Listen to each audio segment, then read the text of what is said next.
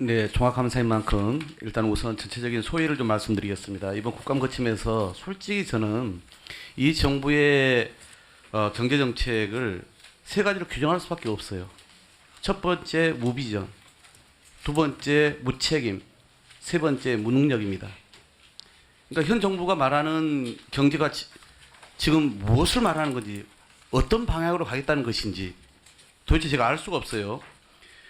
이미 뭐 확인한 것처럼 경제 성적표 초락이 짝이 없습니다. 기재부는 대통령이 하라는 대로 꼭두각시가 돼서 부자 감세로 일관했고, 그래서 또 지출은 줄이고 있지만은 결국 역대급 세수 펑크에 따른 재정 적자가 불가피해졌습니다. 또 세수 결손 대책은 입법부를 무시하고 온갖 편법이 동원되고 있고, 그래서 비전과 원칙은 사라지고 온갖 꼼수만 남으니까 국가 시스템이 망가지고 있는 거 아니냐라고 하는 우려가 나오고 있지요. 세수 축에 GDP 전망 계속적으로 오릅니다.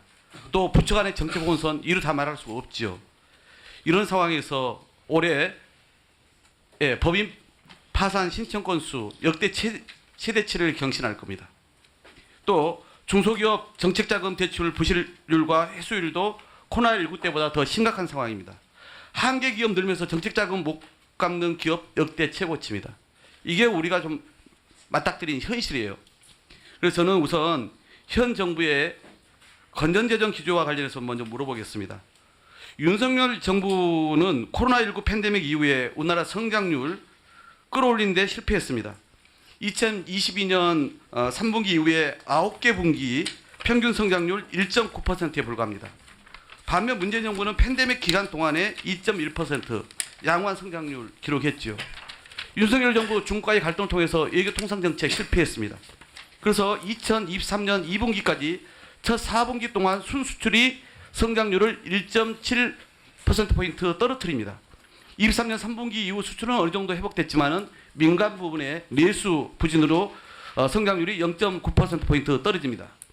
문재인 정부 기간 동안에 정부의 재정이 성장에 기여한 것을 봤더니 1%포인트입니다. 그러니까 평균 성장률 2.5%에 40%를 담당합니다. 그런데 윤석열 정부의 정부 재정 기여도 0.5%포인트에 불과합니다.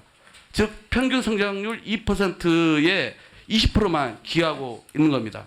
그래서 저는 현 윤석열 정부의 재정 정책을 이렇게 특징하고 싶습니다. 첫 번째, 존재하지도 않는 낙수 효과에 기대는 수주대토, 정말 바보처럼 토끼를 기다리는 이런 무능함이다.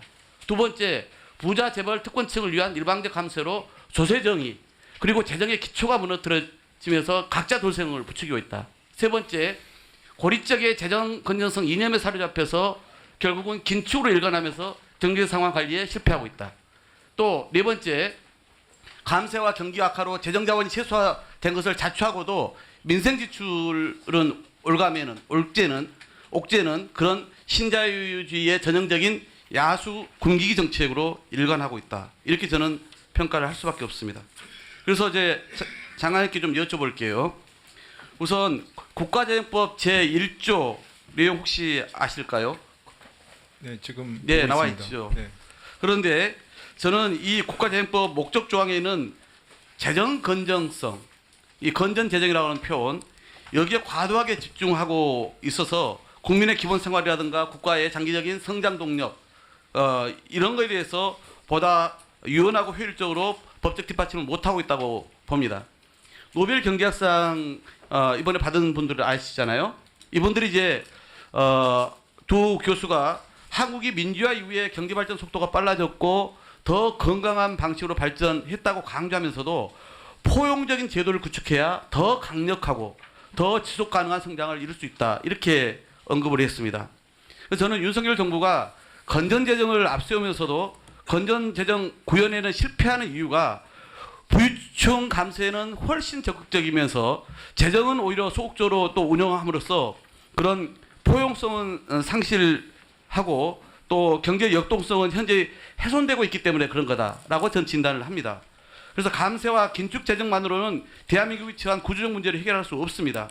국가와 국민이 안고 있는 핵심 문제 해결을 위해서는 재정 소요가 있다면 저는 전략적 투입을 마다해서는 안 된다 생각해요. 그래서 좋은 국가재정법은 이 재정의 순기능을 더 높여야 되는데 저는 그래서 건전성이라고 하는 표현보다 지속 가능성이라는 표현들이 훨씬 더 합리적이고 현실적이지 않냐라고 생각하거든요. 그래서 국가정법 목적상에 그런 방향으로의 재정의 운영 원칙을 이제는 바꿀 때가 됐다. 이래서 당연히 또 부총리는 반대 의견을 내겠지만은 저는 진작에 검토할 때가 됐다고 생각하는데 어떻게 생각하십니까? 네, 일단 의원님 말씀 주셨으니까 두 가지만 간단하게 시간이 됐지만 말씀드리겠습니다. 앞부분에 그 문재인 정부하고 그다음 윤석열 정부의 경제 성적표를 성장 중심으로 말씀을 주셨는데요.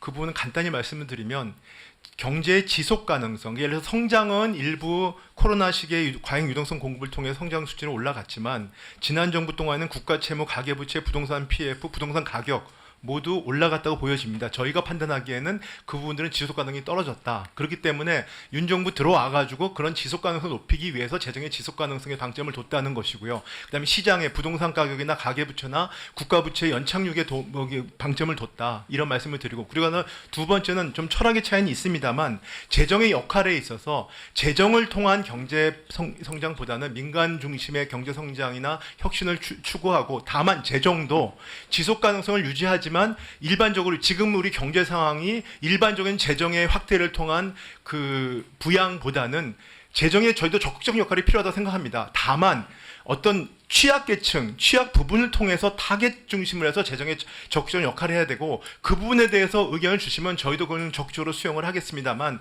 지금 정부가 재정에 적극적 역할을 도외시하고 있다, 그렇게 생각하시면 안 되고, 복지 지출 부분은 윤석열 지난 정부는 어느 정부보다도 윤석열 정부 들어가지고 복지 지출과 생계급여에 대한 거는 훨씬 더 많이 지원을 하고 있다라는 말씀을 드립니다. 그리고 그 국가재정법에 대해서 논의를 저희가 해보겠습니다. 네. 예, 수고하셨습니다.